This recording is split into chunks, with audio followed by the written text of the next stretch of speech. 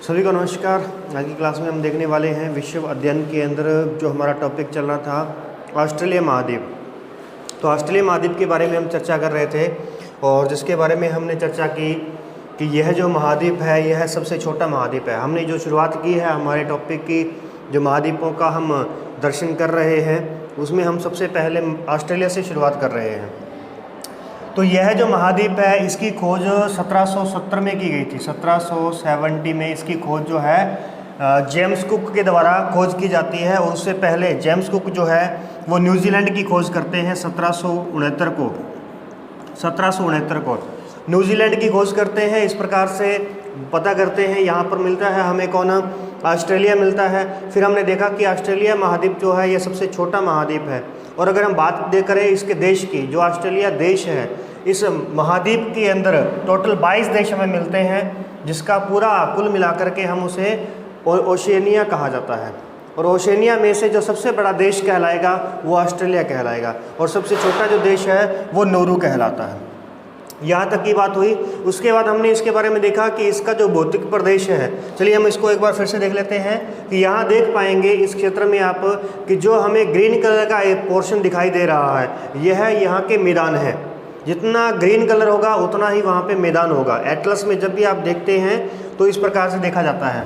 और जितना ये वाइट से डार्क ब्राउन में चला जाएगा, वाइट से धीरे धीरे डार्क ब्राउन में जा रहा है और एक जगह पे जाकर के बिल्कुल ब्लैक हो जाता है, इसका मतलब ये है कि यहाँ पर ऊंचाई क्या हो रही है, बढ़ रही है। इस प्रकार से मानचित्र को देखा जाता है। फिर हमने देखा कि इसके यहाँ पर ये जो इसका क्षेत्र है पश्चिम वाला, ये पूरा लंबा जो क्षेत्र है, यहाँ पर पर्वतमालाएं हैं, छोटी छोटी पर्वतमालाएं हैं। उस पर्वतमालाओं में से एक पर्वतमाला है जिसका नाम है ग्रेट डिवाइडिंग रेंज पर्वतमाला। ये ग्रेट डिवाइडिंग रेंज जो पर्वतमाला है, इस पर्वतमाला में पहले तो उत्तर से वो संकरी आती है। उत्तर से तो ये मतलब कि पतली है और कम ऊंचाई वाली है। जैसे जैसे दक्षिण की ओर आते हैं, दक्षिण पूर्व की ओर आते हैं, उसकी ऊंचाई बढ़ जाती है। तो इस महाद्वीप की जो सबसे ऊंची हमें चोटी मिलेगी, सबसे ऊंची चोटी मिलेगी, उसका नाम है माउंट कोस्युस्की। माउंट कोस्युस्की इस महाद्वीप की सबसे बड़ी चोटी है। यहीं पर मैं आपको बता देता हूँ, देखो हम इसको मानचित्र को पहले बनाते हैं, इसे देखते हैं कि बनाना कैसे है। आप अपने पास रफली कैसे बनाएंगे इसको, तो इस प्रकार से हम इस मानचित्र को यहाँ पे बना रहे हैं। इसी प्रकार से बनाना है। ये बन गया। ये हमारे पास में ऑस्ट्रेलिया महाद्वीप आ चुका है। फिर हम देखें तो इसके बीच में से, यहाँ से जो है मकर रेखा गुजरती है, तो मकर रेखा इस महाद्वीप को बीच में से काटती है। अब मकर रेखा जो है यहाँ से काट रही है, इसका मतलब ये हुआ कि ये जो महाद्वीप है ये किस गोलार्ध में मिलेगा आपको, ये दक्षिणी गोलार्ध में मिलेगा। दक्षिणी गोलार्ध जो कि 0 डिग्री के नीचे है, दक्षिणी गोलार्ध में स्थित है यह महाद्वीप। इस महाद्वीप में देश देख लिया हमने। फिर एक देश देखते हैं यहाँ पे तस्मानिया। ये तस्मानिया है। तस्मानिया जो है, तस्मानिया, तो तस्मानिया और इस देश के बीच में, ऑस्ट्रेलिया के बीच में एक जल संधि है जिसका नाम है बोस जल संधि। बोस जल संधि, बोस जल संधि इसका नाम है। इसके उत्तर में देखें तो यहाँ पर हमें टॉरस जल संधि मिलती है। टॉरस जल संधि। तो इसी प्रकार से बनाएंगे आप, जैसे मैंने यहाँ पे बनाया है, रफली बनाया आपके लिए। तो इसलिए इसके ऊपर जो है वो कौन है, तो पापुआ न्यू गिनी है। इसके ऊपर है पापुआ न्यू गिनी, जो कि इस महाद्वीप का सबसे बड़ा देश है, सबसे बड़ा द्वीप है, पापुआ न्यू गिनी। अब पापुआ न्यू गिनी जो है ये 2 भागों में बटा हुआ है। इसका जो पूर्वी हिस्सा है वो तो ऑस्ट्रेलिया के अंडर में आता है, जिसका नाम है Papua New Guinea. Papua New Guinea. और इसका जो पश्चिमी हिस्सा है जिसका नाम इरियन है, इरियन, तो यह इंडोनेशिया के अंडर में आता है। इंडोनेशिया। तो इंडोनेशिया एक देश हो गया जो कि एशिया महाद्वीप से जुड़ा हुआ है, वो एशिया महाद्वीप का देश है। पापुआ न्यू गिनी ये ऑस्ट्रेलिया का देश है, ऑस्ट्रेलिया महाद्वीप का है। और यही जो न्यू गिनी द्वीप है ये इस ऑस्ट्रेलिया महाद्वीप का सबसे बड़ा द्वीप कहलाता है। आगे बढ़ते हैं। फिर हमने यहाँ पर देखा कि इसके इस क्षेत्र में हमें कारपेंट्रिया की खाड़ी मिलेगी। कारपेंट्रिया की खाड़ी, यहाँ पे कारपेंट्रिया की खाड़ी है। इसी के साथ यहाँ पे इंडोनेशिया और ऑस्ट्रेलिया के बीच में है आराफुरा सागर। आराफुरा सागर, आराफुरा सागर। आराफुरा सागर के किनारे पर ही हमें यहाँ पर एक इसका प्रसिद्ध नगर मिलता है। उस प्रसिद्ध नगर का नाम याद रखना, डार्विन। डार्विन जो है इसका प्रसिद्ध नगर है। इसके बाद में इस क्षेत्र में हमें मिलेगा तिमोर सागर। तिमोर सागर, यह तिमोर सागर जो है ये हिंद महासागर का हिस्सा है। हिंद महासागर का हिस्सा है ये वाला।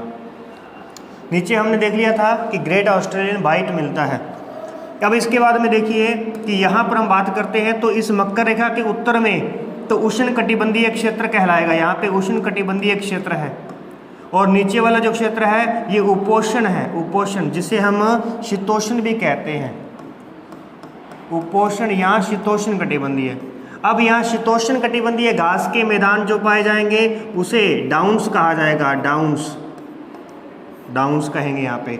और जो उष्ण कटिबंधीय घास के मैदान है उसे सवाना कहा जाता है। सवाना, तो ये यहाँ पे कौन से है, सवाना घास के मैदान होंगे उत्तर में, और दक्षिण में उपोष्ण यानी कि शीतोष्ण घास के मैदान होंगे जिसे हम डाउन्स कहेंगे। फिर इसके बाद हम बात करते हैं तो इस क्षेत्र में हमें मरुस्थल मिलते हैं। एक हमारे पास में तनामी मरुस्थल है। तनामी मरुस्थल है। एक मरुस्थल हमारे पास में है सैम्पसन मरुस्थल है। और फिर हमारे पास में है सैंडी, ग्रेट सैंडी मरुस्थल, सैंडी। गिब्सन मरुस्थल है, गिब्सन मरुस्थल। और विक्टोरिया मरुस्थल है, ग्रेट विक्टोरिया मरुस्थल है।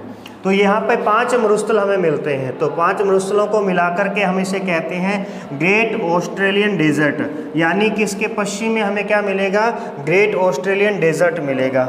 यहाँ पर मैं एक बार फिर से यहाँ पे बना रहा हूँ इसको। अभी हमने जो देखा इसका वो इसका भौतिकी बनावट थी। अभी हम देखते हैं इसका प्रादेशिक बनावट की बात करते हैं। प्रादेशिक, तो देखिए ज़रा इसके प्रादेशिक भाग देखें तो एक हमारे पास में पूर्वी ऑस्ट्रेलिया है, एक हमारे पास में पश्चिमी ऑस्ट्रेलिया है, एक हमारे पास में उत्तरी ऑस्ट्रेलिया है, नॉर्थ ऑस्ट्रेलिया, साउथ ऑस्ट्रेलिया और वेस्ट ऑस्ट्रेलिया। ठीक है। और इसका जो नाम है, जो पूर्वी ऑस्ट्रेलिया है, इसमें हमें 3 प्रांत मिलेंगे। तो कुल मिलाकर के यहाँ पे 6 प्रांत आपके सामने दिख रहे हैं। 6 प्रांत यानी कि 6 राज्य यहाँ पे दिख रहे हैं। इसमें हम देखते हैं तो इसका नाम है क्वींसलैंड।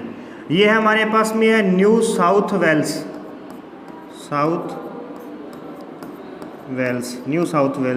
और इसका नाम है विक्टोरिया। ध्यान रहे विक्टोरिया प्रांत इस तरफ है, जबकि विक्टोरिया मरुस्थल जो है वो इस तरफ मिलेगा हमें। विक्टोरिया मरुस्थल इस साइड में है। और देखें आगे तो विक्टोरिया जो क्षेत्र है, विक्टोरिया प्रांत की बात करें तो विक्टोरिया से लेकर के ऊपर का ये जो सारा का सारा बेल्ट है, ये सारा बेल्ट ही खेती करने लायक है, कृषि करने योग्य है। और इसी क्षेत्र में ही जो है हमारे पास में भेड़ पालन किया जाता है। भेड़ पालन का क्षेत्र कहे तो ये 3 क्षेत्र है हमारे पास में। इस क्षेत्र में यहाँ पे मैं लिख रहा हूँ कि कृषि की जाती है, कृषि, भेड़ पालन किया जाता है, भेड़ पालन। और इसी क्षेत्र में हमें सर्वाधिक उद्योग मिलेंगे। सर्वाधिक उद्योग जो मिलेंगे हमें वो पूर्वी क्षेत्र में मिलेंगे, पूर्वी ऑस्ट्रेलिया में मिलेंगे। जबकि पश्चिमी ऑस्ट्रेलिया अगर हम देखें तो पश्चिमी ऑस्ट्रेलिया और नॉर्थ और साउथ ऑस्ट्रेलिया इतना बड़ा जो है ये सारा का सारा कौन सा है, ये मरुस्थल है, ये मरुस्थलीय प्रदेश है। ओके, इसके बाद में इसके प्रमुख नगर देखने। देखिए प्रमुख नगर देखिए बहुत ही इम्पोर्टेंट है नगर। सबसे पहले हम यहाँ पे देखते हैं तो यहाँ पे है ब्रिस्बेन जो है ये क्वींसलैंड की राजधानी है, ब्रिस्बेन। फिर न्यू साउथ वेल्स की बात करते हैं। न्यू साउथ वेल्स तो यहाँ पे मिलेगी हमें सिडनी। और यहीं पर ही स्थित है इस महाद्वीप की यानी ऑस्ट्रेलिया देश की राजधानी, जिसका नाम है क्या, कैनबरा। ऑस्ट्रेलिया की राजधानी कौन सी है? कैनबरा है। Brisbane, Sydney, Canberra. उसके बाद में देखते हैं, उसके बाद में यहाँ पर हमें और मिलेगा एक, यहाँ पे एक स्थान है जिसका नाम है भी मेलबर्न। मेलबर्न, तो मेलबर्न जो है वो कहाँ पे है? विक्टोरिया की राजधानी होगी मेलबर्न। साउथ अमेरिका की बात करें, साउथ ऑस्ट्रेलिया की बात करें, साउथ ऑस्ट्रेलिया, तो यहाँ पर हमें जो मिलेगा साउथ ऑस्ट्रेलिया में, उसका नाम है एडिलेड। एडिलेड। और वेस्ट ऑस्ट्रेलिया की बात करें तो यहाँ पे है पर्थ। यहाँ पे क्या है? पर्थ स्थान है। और उत्तर में यहाँ पे हम बात करते हैं तो इस तरफ हमें मिलता है डार्विन। डार्विन, ये इसके मुख्य शहर हैं। ये मुख्य शहर हैं। हालांकि इसकी राजधानी कैनबरा है, परंतु फिर भी सबसे बड़ा जो नगर है, सबसे बड़ा नगर सिडनी है। सबसे बड़ा नगर, तो सबसे बड़ा नगर जो हमारे पास में है वो कौन सा है? इसका सिडनी है। आगे बढ़ते हैं, तो कैनबरा राजधानी हुई किसकी? ऑस्ट्रेलिया की।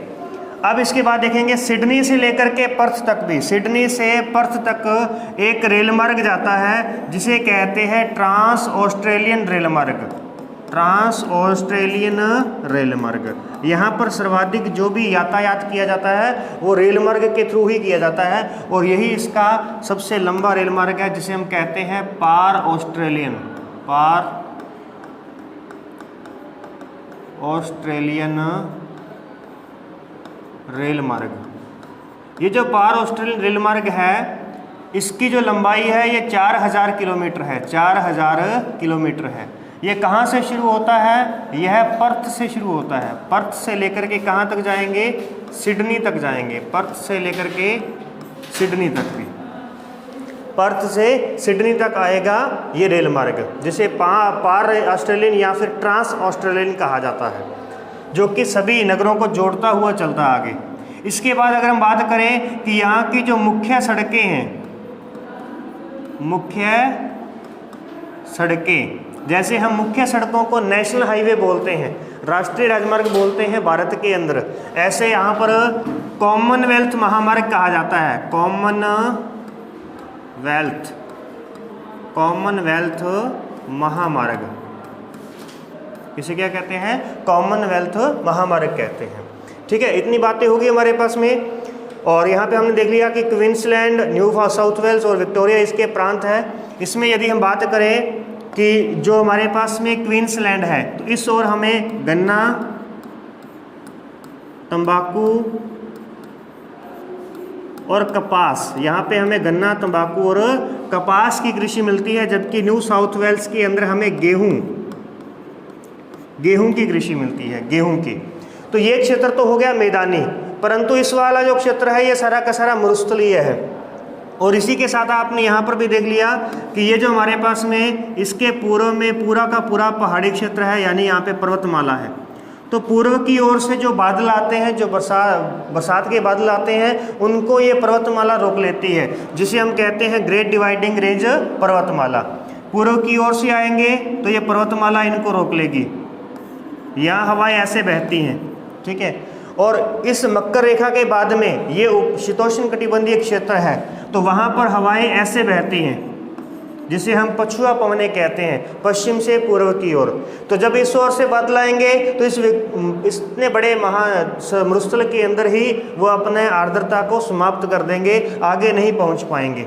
इसलिए ये जो बीच की भूमि है, ये जो बीच का क्षेत्र है हमारे पास में, इसे हम निम्न भूमि कहते हैं भी, इसे हम निम्न भूमि क्षेत्र कहते हैं। और इस क्षेत्र में ही कृषि करने का हमारे पास में जो साधन रहेंगे वो नदियाँ रहेंगी। वो क्या रहेंगी? नदियाँ। ये आंतरिक प्रवाह का क्षेत्र है, आंतरिक प्रवाह का क्षेत्र है। यहाँ पर क्या है? यह निम्न भूमि है, निम्न भूमि है। ये जो जगह है ये निम्न है, और इतनी निम्न है कि यहाँ पर एक झील है, आयर झील। ऑस्ट्रेलिया की सबसे बड़ी जो झील है उसका नाम है आयर झील। आयर झील। अब ये आयर झील जो है ना, इसकी जो हम ऊंचाई की बात करें तो -12 मीटर है। यानी कि समुंदर तल जितना ऊंचा है उससे ये आयर झील ऊंची नहीं है, उससे ये नीचे है, 12 मीटर नीचे है ये वाली, यानी बाहर से ऊपर है ऑस्ट्रेलिया और अंदर से गहरा है। अब अंदर से गहरा है इसीलिए बाहर से कोई भी मानसून इसमें प्रवेश नहीं कर पाता, तो इसीलिए हम ऑस्ट्रेलिया को प्यासी भूमि का देश कहते हैं, प्यासी भूमि का देश कहते हैं, प्यासी भूमि का देश कहा जाता है।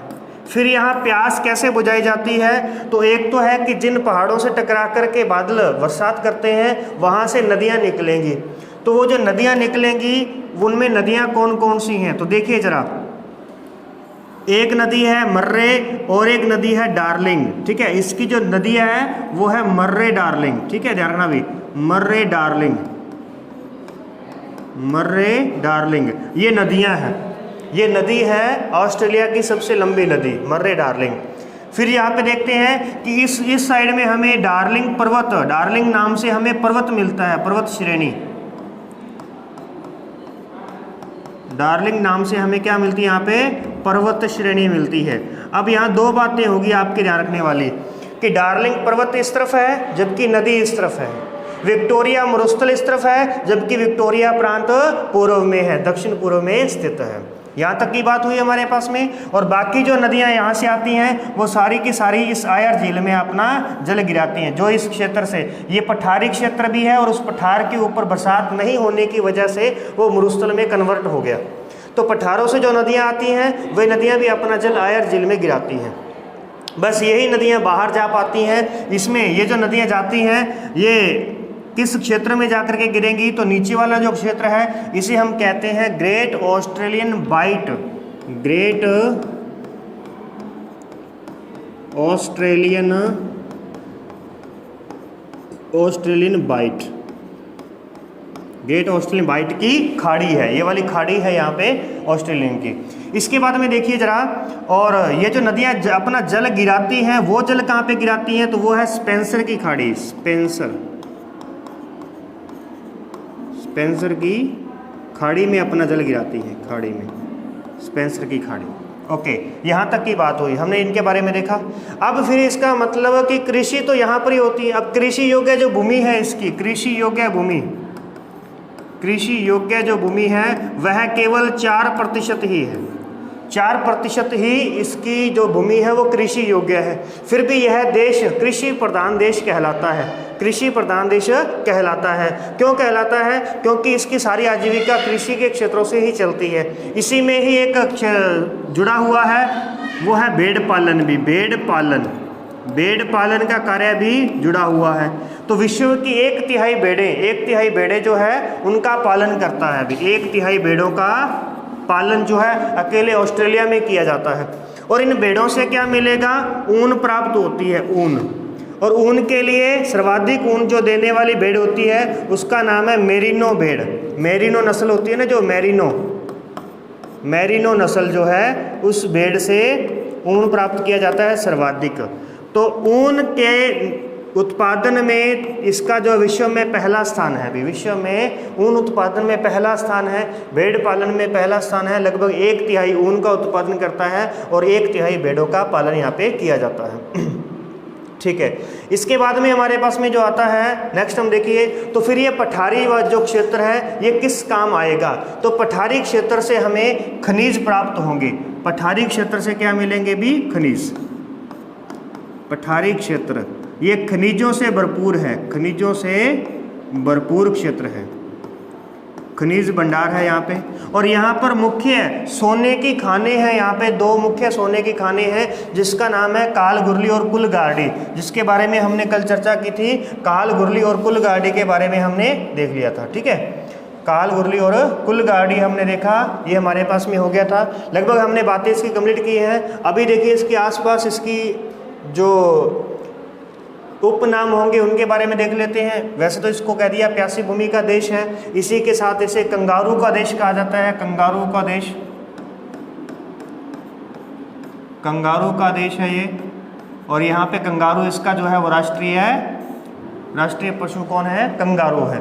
फिर इसके बाद में अगर देखें तो यहाँ पर एक तो लायर बर्ड है, लायर बर्ड नाम से, लायर बर्ड, एक विचित्र बर्ड है भाई लायर बर्ड, और एक का नाम है कोकाबर्रा। कोकाबर्रा लायर बर्ड जो है ना ये नकलची है भी, नकलची, ये नकल करता है। जंगल के अंदर कोई भी आवाज़ आती है तो फिर ये उसकी नकल करके ये भी उसी आवाज़ में ही रिपीट करता है आगे से। और कोकाबर्रा जो है ये लाफिंग जैकास है। लाफिंग मतलब हंसना, ये हंसी वाला जानवर है अभी। इसकी लाफिंग जो है ना, इसकी जो हंसी है ना वो जक्कास है अभी, जक्कास, लाफिंग जैकास इसे कहा जाता है। इसकी यदि आप तस्वीर देखोगे, फोटो इमेज सर्च करके देखना, तो आपको ये चुप बैठा है ना तो भी आपको लगेगा कि ये हंस रहा है, यानी इसमें इसके चेहरे पे क्या है, स्माइल रहती है। तो ये कोकाबर्रा है। इसके अलावा एक यहाँ पे विचित्र जीव और भी है जिसका नाम है प्लेटिपस। अब ये प्लेटिपस जो है ना ये दौड़ता है, इसके 4 पैर है। अब कहोगे इसमें कौन सी बड़ी बात है भाई, 4 पैर है, दौड़ता है, तो आपको लगेगा कि एक पशु की बात हम कर रहे हैं, एक जानवर की बात कर रहे हैं, है ना, परंतु यह अंडे देता है भाई, अंडे देता है। तो इसका मतलब इसमें पशु और पक्षी दोनों के ही गुण पाए जाते हैं। और यह समुद्र में तैर भी सकता है, यह तैरता भी है। ठीक है, सीधा लिख लेते हैं अपने यहाँ पे, तैरता है, स्थल पर दौड़ता है, 4 पैर हैं इसके, और अंडे देता है, और यह तैरता भी है। तो इस प्रकार से यह एक विचित्र जीव बनता है। आप इसको भी सर्च करके देखना, प्लेटिपस के नाम से ये हो गया हमारे पास में। ये कुछ इसके जीव हैं। इसके बाद में अगर हम बात करें तो तस्मानिया, उसके बाद में आता है न्यूजीलैंड। न्यूजीलैंड जो है वह भी इसका जो है बहुत ही इम्पोर्टेंट क्षेत्र है न्यूजीलैंड। तो न्यूजीलैंड की चर्चा हम यहाँ पे कर लेते हैं। न्यूजीलैंड की जो खोज की गई है वो किसके द्वारा की गई थी, वही जेम्स कुक के द्वारा की गई थी भी, जेम्स कुक के द्वारा इसकी खोज की गई थी, जेम्स कुक। और कब की थी न्यूजीलैंड की खोज, 1769 के अंदर, 1769 में जेम्स कुक आया था यहाँ पे। और ये जो न्यूजीलैंड है, न्यूजीलैंड, इसे दक्षिण का ब्रिटेन कहते हैं, दक्षिण का ब्रिटेन कहा जाता है, दक्षिण का ब्रिटेन, दक्षिण का ब्रिटेन। पहला बात इसकी ये ध्यान रखना। फिर ये न्यूजीलैंड उत्तरी और दक्षिणी 2 द्वीपों में बटा हुआ है। एक उत्तरी द्वीप है इसका और एक इसका दक्षिणी द्वीप है, दक्षिणी द्वीप है। उत्तरी और दक्षिणी द्वीप के दोनों के बीच में जो जल संधि है उसका जल संधि का नाम है कुक जल संधि, कुक जल संधि है इसके दोनों द्वीपों के बीच में। फिर इस पर एक पर्वतमाला है जिसका नाम है आल्प्स पर्वत, तो इसको कहते हैं दक्षिणी आल्प्स, दक्षिणी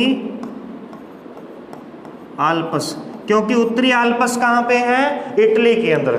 इटली में पर्वतमाला जो है वो आल्प्स पर्वतमाला है, तो यहाँ पर जो पर्वतमाला है इसे दक्षिणी आल्प्स कहा जाता है। फिर ब्रिटेन कहाँ पर है, यूरोप के अंदर है, ब्रिटेन है, तो वो ब्रिटेन भी एक द्वीप के रूप में है, न्यूजीलैंड भी एक द्वीप के रूप में है, तो यह क्या कहलाता है, दक्षिण का ब्रिटेन कहलाता है। फिर इसकी जो राजधानी है उसका नाम है वेलिंगटन, इसकी राजधानी जो है, राजधानी वेलिंगटन है, वेलिंगटन, वेलिंगटन राजधानी है। वेलिंगटन जो है यह पृथ्वी की यानी विश्व की सबसे दक्षिणतम राजधानी मानी जाती है, दक्षिणतम राजधानी, राजधानी कही जाती है। अभी विश्व की दक्षिणतम राजधानी कौन सी है, तो वो वेलिंगटन है जो न्यूजीलैंड की है। इसके बाद अगर हम बात करें तो यह जो न्यूजीलैंड है यह ऑस्ट्रेलिया से लगभग 2000 किलोमीटर की दूरी पर स्थित है, 2000 किलोमीटर दूर स्थित है, ऑस्ट्रेलिया से दूर स्थित है 2000 किलोमीटर। चलिए इसके बाद में देखते हैं तो इस दक्षिण आल्प्स की जो सबसे ऊंची चोटी है उसका नाम है माउंट कुक। माउंट कुक जो है इसकी सबसे ऊंची चोटी है और उसकी ऊंचाई की बात करें तो 1754 मीटर उसकी ऊंचाई है, 1754 उसकी ऊंचाई है। और ये 1769 में आया था, 1769 के अंदर इसने खोज की थी। ठीक है, इस प्रकार से इसके फैक्ट जो है जुड़ते हैं। न्यूजीलैंड की बात करें तो जो न्यूजीलैंड है, न्यूजीलैंड, तो न्यूजीलैंड का जो राष्ट्रीय पक्षी है, राष्ट्रीय पक्षी है वो कीवी है, कीवी। कीवी। अब कीवी के नाम से ये मत समझना कि कीवी फ्रूट की बात कर रहे हैं, कीवी नाम से अपने यहाँ पे फ्रूट है, परंतु वहाँ पे पक्षी है, कीवी पक्षी जो है, कीवी पक्षी। तो यह न्यूजीलैंड का राष्ट्रीय पक्षी है। अब ये जो न्यूजीलैंड है, ये जिस स्थान पर स्थित है उस स्थान का नाम है जीलैंड, उस स्थान का नाम है जीलैंड। जीलैंड, जीलैंड जो है ये गोंडवाना लैंड से अलग हुई एक ऐसी प्लेट है, एक ऐसी प्लेट है जिसका 95% भाग जो है वो समुद्र में डूबा हुआ है, सिर्फ 5% भाग ही न्यूजीलैंड के रूप में बाहर दिखाई देता है। यानी अपन यूँ कहें कि अगर थोड़े समय बाद में अगर जल स्तर नीचे चला जाता है या फिर नीचे भूगर्भिक कोई घटना होती है तो हमारे विश्व का जो 8वां महाद्वीप होगा उसका नाम क्या है, 8वां महाद्वीप। तो ध्यान रखना, विश्व के 8वें महाद्वीप के रूप में जीलैंड जो है वो सामने आ रहा है, जीलैंड, जीलैंड, ठीक है। और उसी में से एक है न्यूजीलैंड। जब ये 8वां महाद्वीप बाहर निकलेगा उस समय न्यूजीलैंड एक पर्वतमाला के रूप में बाहर होगा, क्योंकि ये उसकी एक पर्वतमाला ही है न्यूजीलैंड। जो भी द्वीप होते हैं ना, द्वीप वो किसी ना किसी पर तो टिके होते हैं नीचे। अब जिस पर ये द्वीप टिका हुआ है इतना लंबा, जब वो स्थल भाग ऊपर उठेगा तो फिर ये जो ऊपर स्थल भाग था जो न्यूजीलैंड है वो एक पर्वतमाला के रूप में दिखाई देगा। इसके बाद में देखिए तो यहाँ की जो मुख्य मूल जनजाति है, जो मूल लोग हैं यहाँ के, उसे मेओरी कहा जाता है, मेओरी, मेओरी। तो वह यहाँ के मूल जो लोग हैं, मूल निवासी क्या कहलाते हैं, मूल निवासी। जैसे अमेरिका में मूल निवासियों को रेड इंडियंस कहा जाता है, रेड इंडियन। तो यहाँ पर क्या कहते हैं, मूल इसके निवासी जो है वो मेओरी कहलाते हैं। तो लगभग हमारे पास में इसके बारे में कंप्लीट हुआ। सबसे छोटे देश की बात हमने कर ली थी कि सबसे छोटा देश जो है वो नोरू है, सबसे छोटा देश नोरू है। इसके अलावा हमने देखा कि यह जो ओशेनिया महाद्वीप है यह पोलिनेशिया, माइक्रोनेशिया और मेलोनेशिया से मिलकर के बना है। एक आता है हमारे पास में मेलानेशिया, मेलानेशिया, एक आता है माइक्रोनेशिया, माइक्रोनेशिया,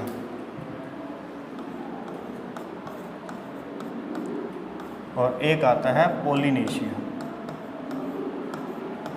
पोलिनेशिया।